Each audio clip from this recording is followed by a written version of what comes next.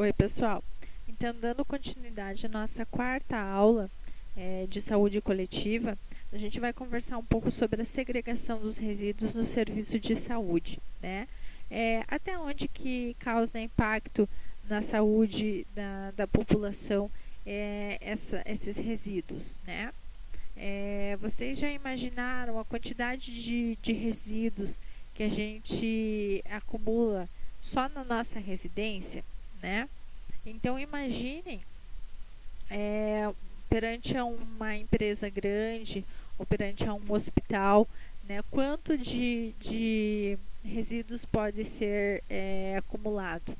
E para que não afete tão diretamente a saúde das pessoas, precisa-se fazer todo um cuidado com esse lixo, desde do acondicionamento dele, o armazenamento desse lixo até a sua destinação final, né, para que ela não venha impactar de forma tão direta, de forma direta na saúde das pessoas que manuseiam esse resíduo, das pessoas que ficam às vezes próximas a esses resíduos, né?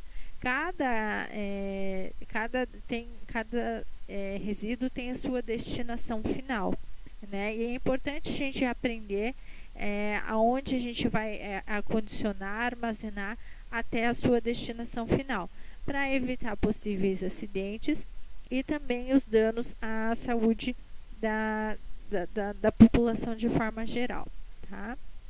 Então, a preocupação com a questão ambiental torna o gerenciamento de resíduos um processo de extrema importância na preservação da qualidade da saúde e do meio ambiente, né? A gestão integrada de resíduos deve priorizar a não geração, a minimização da geração e o reaproveitamento dos resíduos, a fim de evitar efeitos negativos sobre o meio ambiente e a saúde pública. A gente sabe que até tem materiais que a gente consegue reaproveitar, mas tem materiais que, infelizmente, a destinação final dele mesmo tem que ser de forma que não venha a afetar a saúde da população. Às vezes tem que ser feita a incineração, né, dar um fim geral nesse resíduo.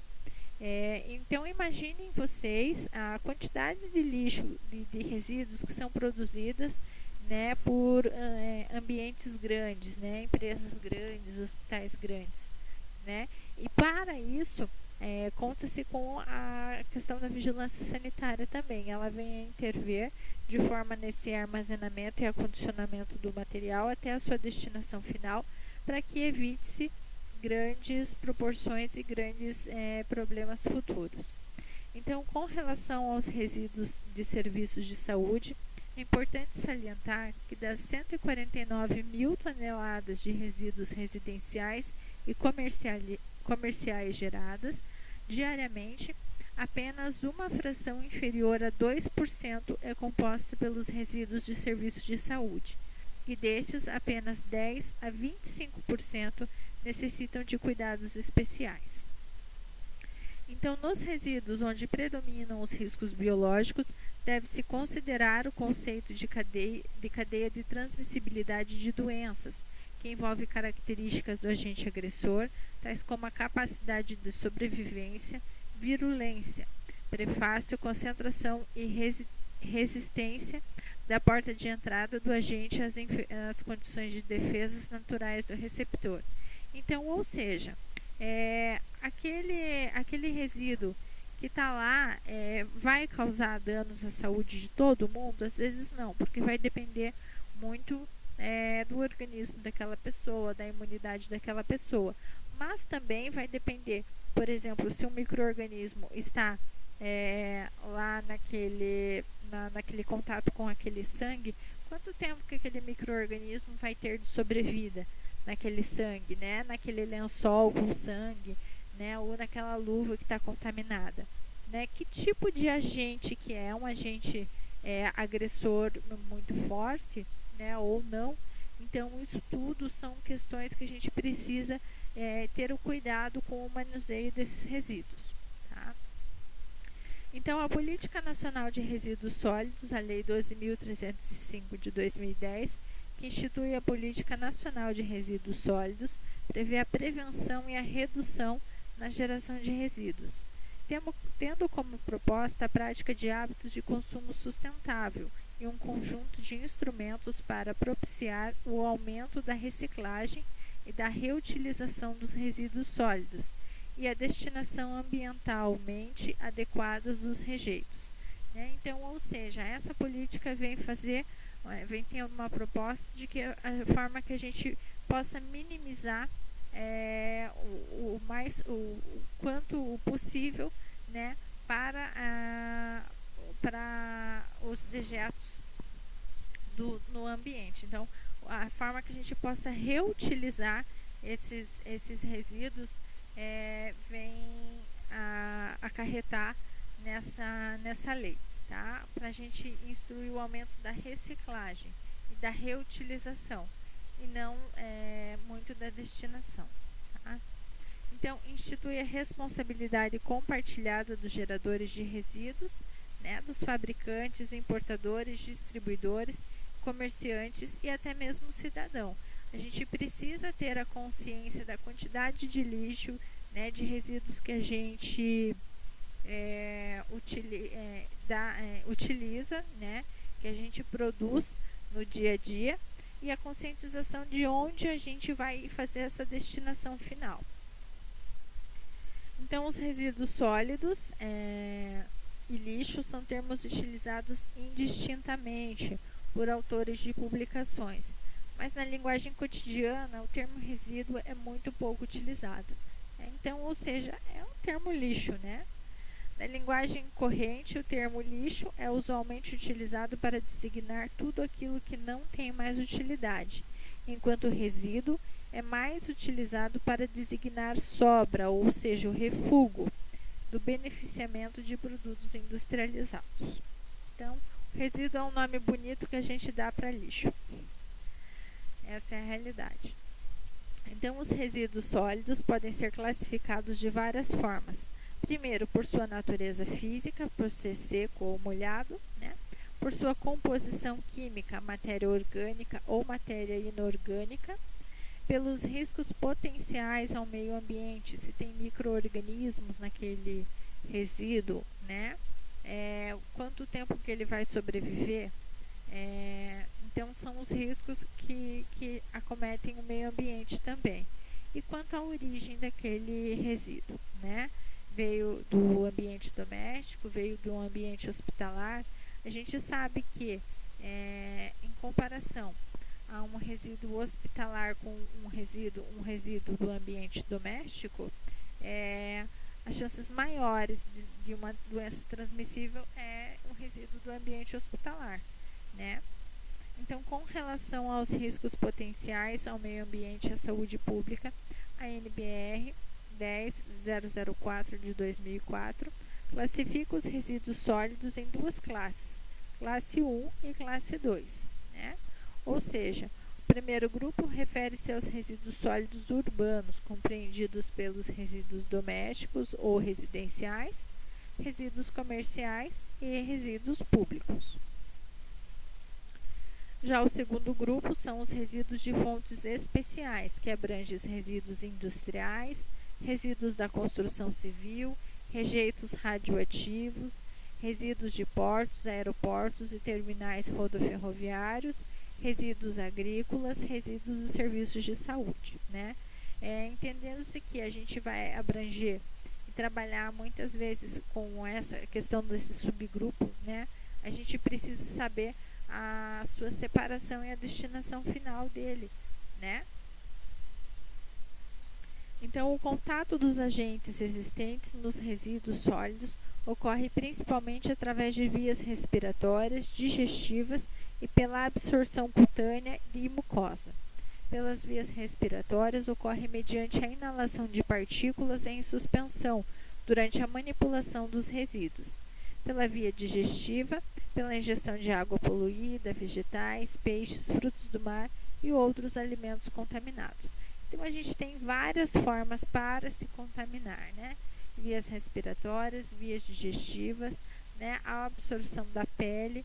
Então, às vezes, há o contato com um micro-organismo, com um agente infeccioso que está presente nesses resíduos, onde a gente pode vir a adoecer. Então, quais os riscos à saúde, né? É a probabilidade da ocorrência de efeitos adversos à saúde relacionados com a exposição humana aos agentes físicos, químicos ou biológicos, né? Em que um indivíduo exposto a um determinado agente apresente doença, agravo ou até mesmo morte dentro de um período determinado de tempo ou idade. Então, a gente sabe que um determinado agente, dependendo do seu grau de agressividade, pode trazer a morte daquele indivíduo, né? E são coisas que a gente consegue prevenir, né? São hábitos que a gente pode prevenir e pode dar uma destinação final para esse resíduo. Então, os resíduos do Serviço de Saúde, de acordo com a RDC Anvisa 306/2004 e a Resolução CONAMA de 358/2005, são definidos como geradores de resíduos de serviços de saúde todos os serviços relacionados com atendimento à saúde humana ou animal, inclusive nos serviços de assistência domiciliar e de trabalhos de campo, como laboratórios analíticos de produtos para a saúde, necrotérios, funerárias e serviços onde se realizam atividades de embalsamento, serviços de medicina legal, drogarias, farmácias, inclusive de manipulação. Então, são esses estabelecimentos, de modo geral, que acarretam essas segregações desses serviços de saúde, esses resíduos do serviço de saúde, tá? Então, os resíduos do serviço de saúde são parte importante no total de resíduos sólidos urbanos, não necessariamente pela quantidade gerada, mas pelo potencial de risco que representa à saúde e ao meio ambiente. Então, tendo em vista que a quantidade gerada desses resíduos de serviço de saúde são menores, mas o risco potencial ele é muito grande de ser transmitido doenças através deles, né? Porque são resíduos que têm contato com mais micro-organismos, às vezes micro-organismos que são extremamente fortes, né? Que têm uma vida útil de grandes dias, né, altos dias. Então, por conta disso, acaba se tornando mais danoso à saúde, mesmo sendo a sua produção em pequena escala.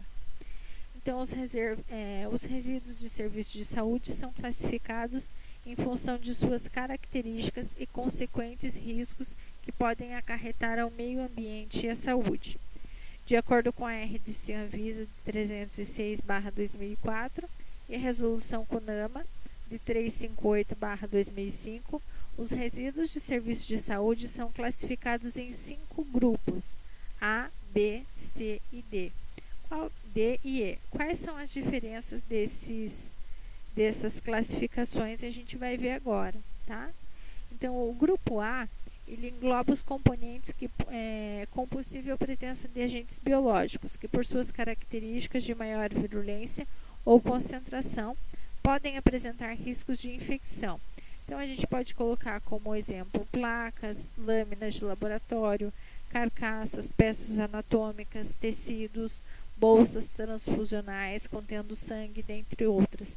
Então, às vezes, aquele material que você foi lá, aquela simples luva, que você foi lá e teve contato com o sangue, com uma secreção do paciente, a gente precisa jogar no resíduo infectante, tá? Então, o grupo B contém substâncias químicas que podem apresentar riscos à saúde pública ou ao meio ambiente, dependendo das suas características de inflamabilidade, corrosividade, reatividade e toxicidade. Por exemplo, os medicamentos, né, apreendidos, reagentes de laboratórios, resíduos contendo metais pesados, dentre outros. Então, a gente pode classificar também todo aquele resto de medicamentos, né, que ficou no frasquinho ou materiais vencidos. Isso tudo são são agentes que a gente precisa colocar daí num grupo B, no grupo de risco químico, né? O grupo C é quaisquer materiais resultantes de atividades humanas que contenham radionuclídeos em quantidades superiores ao limite de eliminação especificados nas normas da Comissão Nacional de Energia Nuclear, como, por exemplo, serviços de medicina nuclear e radioterapia. Então, todo aquele resíduo proveniente de uma radiação ionizante são descartados como no grupo C, como resíduo radioativo. E o grupo D não apresenta um risco biológico, químico ou radiológico à saúde ou ao meio ambiente, podendo ser equiparados aos resíduos domiciliares, sobras de alimentos, preparo de alimentos, resíduos das áreas administrativas. Ou seja, lá no ambiente que a gente vai trabalhar lá no hospital, a gente também vai produzir resíduo comum, né? Restos de comida, fraldas descartáveis, então tudo isso são caracterizados como resíduos comuns. E o grupo E, materiais pérfuro-cortantes ou escarificantes, tais como lâminas de barbear, agulhas, ampolas de vidro, pontas diamantadas, lâminas de bisturi, lancetas, espátulas e outros similares. Então, uma das situações que a gente pode colocar são aquelas agulhas que a gente utiliza no gelco, né? A gente vai lá, faz a punção do paciente, vai deixar lá aquela partezinha do gelco lá que é mais sensível, lá de silicone, e vai tirar a agulha. Essa agulha, assim que retirada do paciente, tem que ser descartada no material pérfuro-cortante. Ele é uma caixinha, né? Uma caixinha especial que a gente monta mesmo, uma caixinha bem simples de papelão que a gente monta, e aí ele só tem um buraquinho assim bem pequenininho só para ser feito o descarte ali. Ele é um material um pouco mais resistente, né? Então é um pouco mais difícil para ser para evitar acidentes. Então aqui é uma colocação mais breve, né, da segregação dos resíduos, novamente. Então, o grupo A, os potencialmente infectantes, o grupo B, os resíduos químicos, grupo C, resíduos radioativos, o grupo D, os resíduos comuns e os pérfuro-cortantes, né? Igual eu falei, aonde que a gente vai armazenar? O grupo A normalmente num saco de lixo branco, né, que é disponível no serviço de saúde. O grupo B em galões, né? O grupo C também é como se fosse um galão, mas ele é um pouco mais protegido, né? O grupo D são sacos mesmo que a gente utiliza, né? E o grupo E, os pérfuro-cortantes, que são as caixinhas que eu falei para vocês, que a gente monta daí. O ideal é que não fique se manuseando, se transportando ele, e só utilize-se mesmo esse transporte quando ele estiver totalmente cheio, quando ele estiver cheio, até uma marquinha delimitada nessa caixinha. Então, os resíduos do serviço de saúde ocupam um lugar de destaque, pois merecem atenção especial em todas as suas fases de manejo, segregação, condicionamento, armazenamento, coleta, transporte, tratamento e disposição final, em decorrência dos imediatos e graves riscos que podem oferecer por apresentarem componentes químicos, biológicos e radioativos. Então, deve ser feito todo esse cuidado, todo o momento do manejo desse resíduo, né, para evitar problemas maiores de saúde. Então, a apresentação de potencial de risco para a saúde ocupacional de quem manipula esse tipo de resíduo, seja o pessoal ligado à assistência médica ou médica veterinária, seja para o pessoal ligado ao setor de limpeza e manutenção. Também para o meio ambiente, como decorrência da destinação inadequada de qualquer tipo de resíduo, alterando as características do meio. Então, para que a infecção ocorra, é necessária a inter-relação entre os seguintes fatores: a presença do agente, a dose de infectividade, a resistência do hospedeiro, a porta de entrada e a via de transmissão.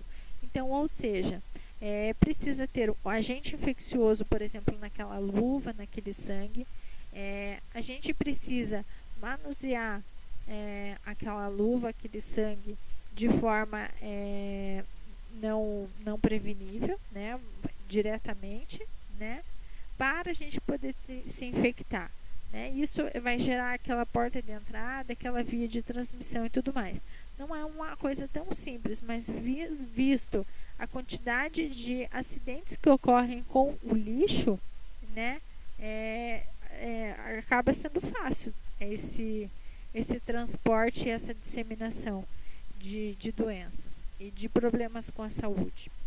Então, o risco no manejo dos resíduos de serviço de saúde está principalmente vinculado aos acidentes que ocorrem devido às falhas de acondicionamento e segregação dos materiais pérfuro-cortantes, sem utilização de proteção mecânica. Então, ou seja, a falta dessa utilização de equipamentos de proteção na hora do manuseio ou na hora do transporte acabam acarretando riscos para a saúde. Quanto aos riscos ao meio ambiente, destaca-se o potencial de contaminação do solo, as águas superficiais e subterrâneas, pelo lançamento dos resíduos de serviço de saúde em lixões ou aterros controlados, que também proporciona riscos aos catadores, principalmente por meio de lesões provocadas por materiais cortantes ou perfurantes, ou por ingestão de alimentos contaminados ou aspiração de material particulado contaminado em suspensão. Então, ou seja, se aquele resíduo, se aquele lixo não tiver uma destinação correta, a gente sabe que muitas vezes muitas cidades, ainda muitos municípios não têm uma destinação correta desses materiais. Eles simplesmente jogam em lixões, em aterros, né, que ficam assim a céu aberto. Eles pegam literalmente um terreno grande, onde eles vão lá e começam a jogar lixo. O problema é que, se não for cuidado, né, se for destinado dessa forma, acarreta que todo o meio ao redor fica contaminado. Se tiver uma nascente, por exemplo, de água, acaba contaminando. E vocês já imaginaram que dessa nascente de água as pessoas vão ingerir, né, o alimento ou a água que foi contaminada, né? Então, isso tudo, fora que pessoas economicamente mais desfavoráveis, né, as pessoas que às vezes não têm alimento em casa, às vezes eles vão procurar em lixos, vão revirar lixos e acabam se contaminando por conta disso, né? Então, esses aterros, normalmente, ainda muitos municípios tem essa questão do aterro, né? A gente sabe que não é o correto, que as prefeituras deveriam dar uma destinação mais adequada para esses resíduos, mas não é o que acontece ainda. A realidade é essa. Então, o risco de contaminação do ar, dada quando os resíduos de serviço de saúde são tratados pelo processo de incineração descontrolado que emite poluentes na atmosfera. Então, ou seja, quando a gente pega esses resíduos que faz esse serviço de queima, de incineração, eles também vão atingir a atmosfera, né? Mas ainda assim, é mais apropriado fazer essa incineração do que, por exemplo, deixar um material pérfuro cortante a céu aberto para todo mundo ir lá e se contaminar, né?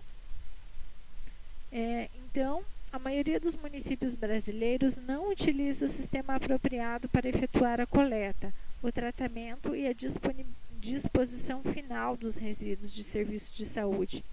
De um total de 5.507 municípios brasileiros pesquisados, somente 63% realizam a coleta desses resíduos. Então, vocês veem que triste realidade que a gente passa ainda, né? Levando em consideração que é muito fácil o acesso das pessoas se contaminarem e propagarem doenças por aí, e os municípios ainda não fazem esse investimento na destinação final desses resíduos. Então, o Sudeste é a região que mais realiza a coleta dos resíduos de serviços de saúde em todo o Brasil, perfazendo cerca de 3.130 toneladas ao dia. Em seguida vem o Nordeste com 469 toneladas ao dia, depois o Sul com 195 toneladas ao dia, o Norte com 145 toneladas ao dia e por último o Centro-Oeste com 132 toneladas ao dia. Com relação à destinação final, cerca de 56% dos municípios dispõem dos seus resíduos no solo, sendo que 30% deste total correspondem aos lixões.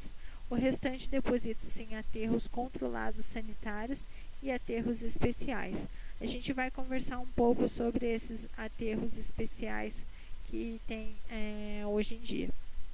Então, no que se refere às formas de tratamento adotadas pelos municípios, o predomínio da queima a céu aberto, cerca de 20%, seguida de incineração, 11%. As tecnologias de micro-ondas e autoclave para a desinfecção dos resíduos de serviços de saúde são adotadas somente por 8% dos municípios. Cerca de 22% dos municípios não tratam de forma alguma os seus resíduos. Então, vocês percebam a triste realidade que a gente vive hoje em dia, né? Como que esse predomínio, como a falta desse controle desses resíduos podem acarretar. Então, são responsabilidades pelos resíduos. Os estabelecimentos de serviços de saúde são os responsáveis pelo correto gerenciamento de todos os resíduos por eles gerados, cabendo aos órgãos públicos, dentro de suas competências, a gestão, regulamentação e fiscalização. Então, ou seja, a partir do momento que esses resíduos são gerados ali dentro do hospital, o seu acondicionamento, seu armazenamento até o órgão público vir buscar é de responsabilidade do hospital, né? Depois, o órgão público é responsável por fazer esse transporte e destinação final desse lixo. Vocês veem que até o trabalho dos órgãos públicos, dos municípios, ainda não está condizente com o esperado, né? Eles acabam preconizando outras situações do que dar prioridade à saúde. Então, o poder público e as empresas de coleta, tratamento e disponibilização final, né? A Constituição Federal, no seu artigo 30, estabelece como competência dos municípios organizar e prestar diretamente ou sob regime de concessão ou permissão os serviços públicos de interesse local, incluindo o transporte coletivo em caráter essencial. Então, ou seja, é essencial um transporte adequado desses resíduos para evitar a contaminação, que ele saia contaminando por onde passa, né? Então, o acondicionamento dos resíduos consiste no ato de embalar os resíduos segregados em sacos ou recipientes. A capacidade dos recipientes de acondicionamento deve ser compatível com a geração diária de cada tipo de resíduo. Então, ou seja, aquele hospital que gerou aquele resíduo, ele tem que ter um ambiente, né, adequado para armazenar aquele lixo até dar um destinamento final para aquela segregação. E aquele ambiente tem que estar limpo, ele tem normas para ser seguidas para evitar o contato direto com as pessoas, né? Ele não pode ser um local aberto em que todo mundo vai lá manusear toda hora, né? É um entra e sai de gente. Então, tem todo um cuidado para que aconteça esse acondicionamento dos resíduos. Então, um acondicionamento inadequado compromete a segurança do processo e o encárcere. Recipientes inadequados ou improvisados, né, pouco resistentes, mal fechados ou muito pesados, construídos com materiais sem a devida proteção, aumentam o risco de acidente de trabalho. Os resíduos não devem ultrapassar 2/3 do volume dos recipientes. E muitas vezes, gente, não é o que acontece. O pessoal vai lá, entope aquela caixinha de pérfuro cortante até a boca, né? Que fica muito mais difícil, fica difícil às vezes até para fechar, porque para fechar ela também tem um esqueminha ali que a gente precisa fechar toda a lateral de forma que não tenha perigo de nenhuma pontinha daquela agulha ultrapassar aquele espaço para vir acarretar em situações de risco, né? Então, a coleta e o transporte interno. Os carros de coleta devem ter preferencialmente pneus de borracha, estar devidamente identificados com símbolo de risco, estabelecer turnos, horários e frequência das coletas, sinalizar o itinerário da coleta de forma apropriada, não utilizar o transporte por meio de dutos ou tubos de queda, diferenciar as coletas, isto é, executá-las com itinerários e horários diferentes segundo o tipo de resíduo, coletar resíduos recicláveis de forma separada, o fazer da manutenção preventiva dos carros para a coleta interna e higienizá-los ao final da coleta. Então, precisa-se ter esse cuidado com o transporte também. A gente sabe que tem esses caminhões mais adequados para ser feito esse transporte.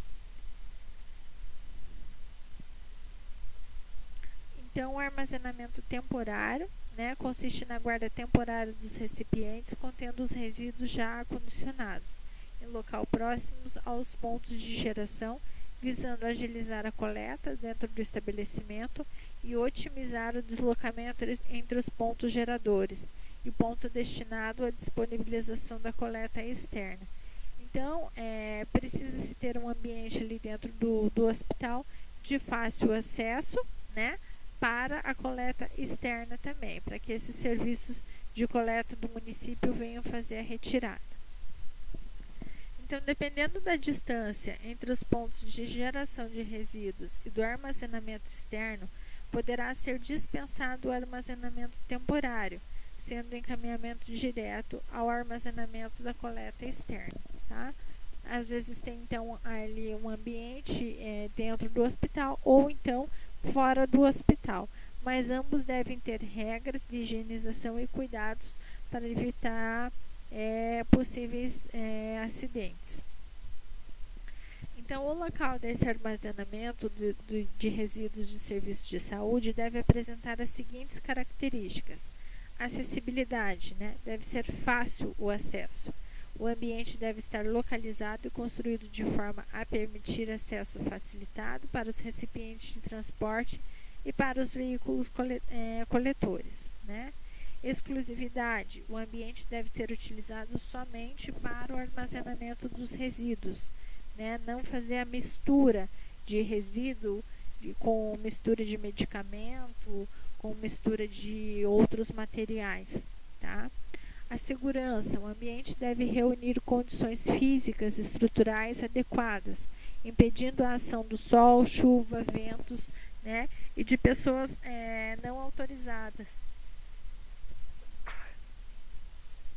Perdão, gente. Perdão, fugiu.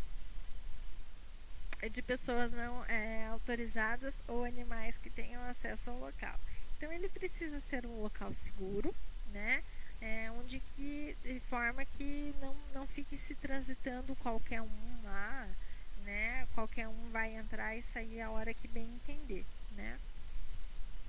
Então, o higiene e saneamento deve haver no local para a higienização dos carrinhos, né? E contendores. O ambiente deve conter uma boa iluminação com ventilação e ter pisos e paredes revestidos com materiais resistentes aos processos de higienização. Quanto ao transporte, né, desses resíduos, a coleta externa consiste na remoção dos resíduos do abrigo de resíduos ou armazenamento externo até a unidade de tratamento ou disposição final, pela utilização de técnicas que garantam a preservação das condições de acondicionamento e a integridade dos trabalhadores, da população e do meio ambiente. Devem estar de acordo com as regulamentações do órgão de limpeza urbana. Então, vocês imaginem uma das situações que a gente precisa colocar, às vezes coisas simples, né? Os resíduos que a gente tem em casa. Um caco de vidro, por exemplo, se a gente colocar num saco, né, plástico, olha o risco que as pessoas que vão manipular, que vai ser feito durante o transporte, está correndo. E a gente ainda sabe que muitos são os acidentes de trabalho que acontecem por conta disso, né? Muitos, os coletores de lixo normalmente acontece muito disso e deles se machucarem por conta de um acondicionamento incorreto que a gente faz. Então, no transporte dos resíduos de serviços de saúde, pode ser utilizados diferentes tipos de veículos, de pequeno até grande porte, dependendo das definições técnicas dos sistemas municipais.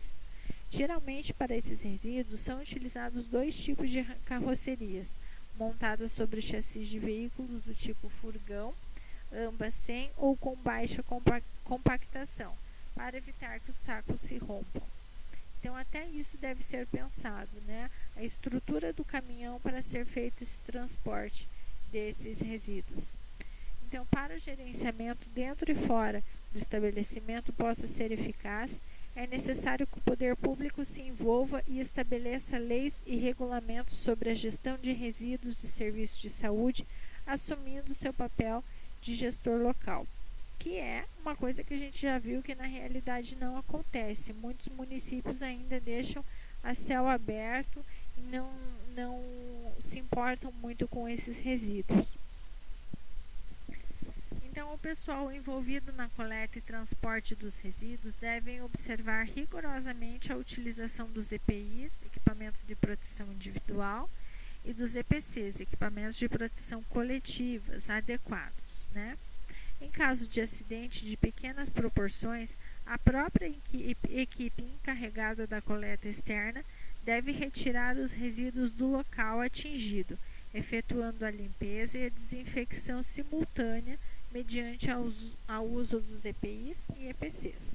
Então, quem é responsável vai fazer essa desinfecção e essa liberação do local em caso de acidentes, né?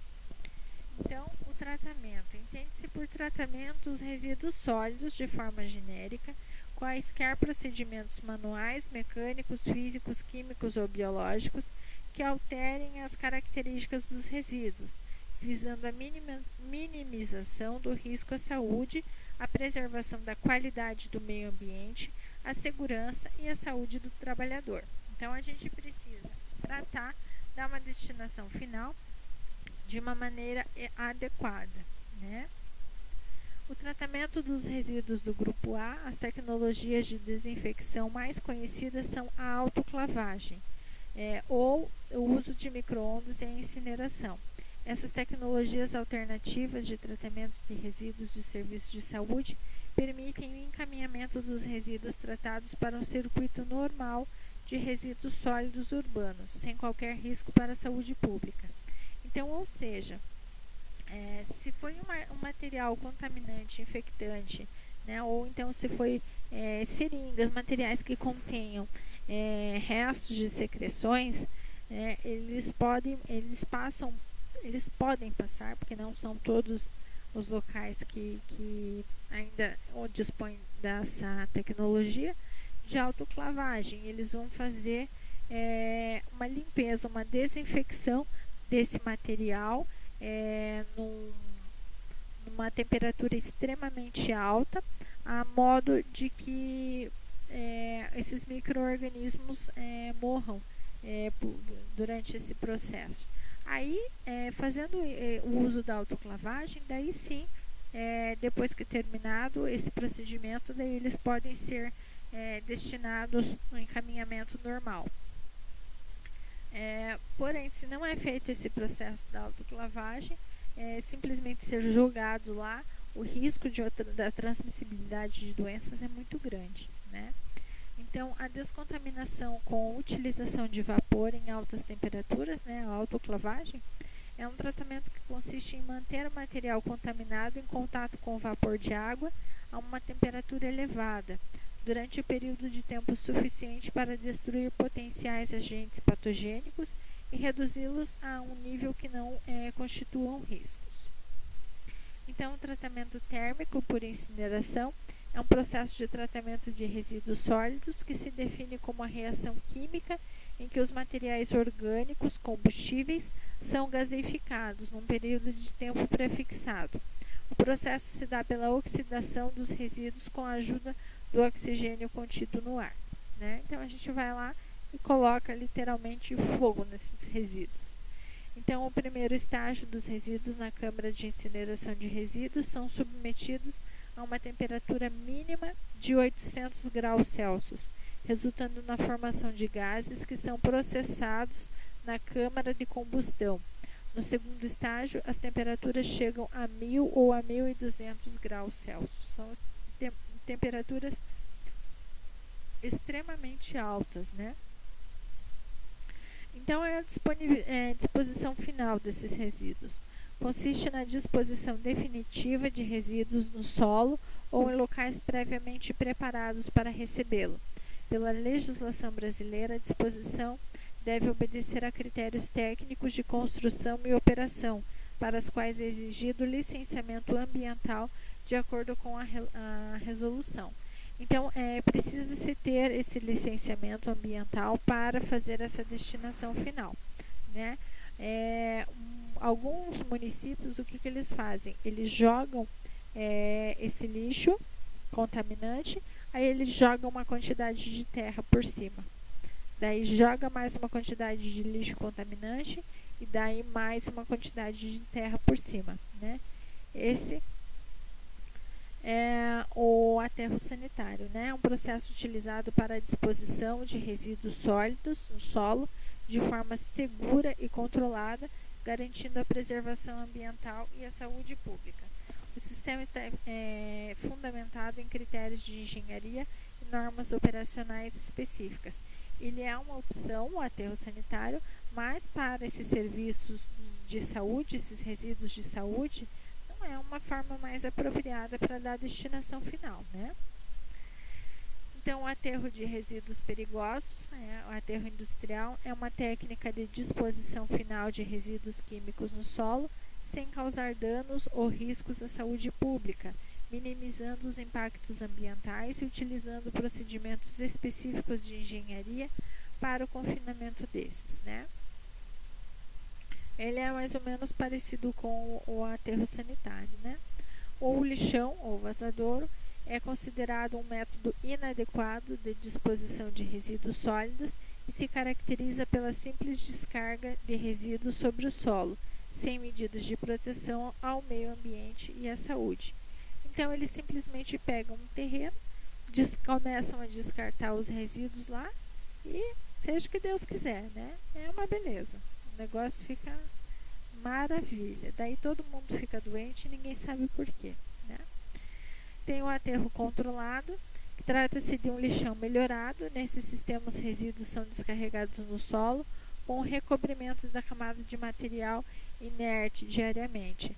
Esta forma não evita os problemas de poluição, pois é carente de sistema de drenagem, tratamento de líquidos, gases e impermeabilização. Então, eles jogam um material, eu não sei que material que é, tá, gente?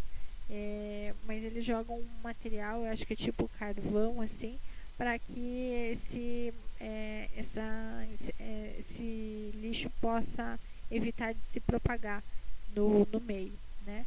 Daí eles jogam o lixo, esse material, e daí por cima a terra, tá? Ele é um aterro mais controlado. E as valas sépticas, né?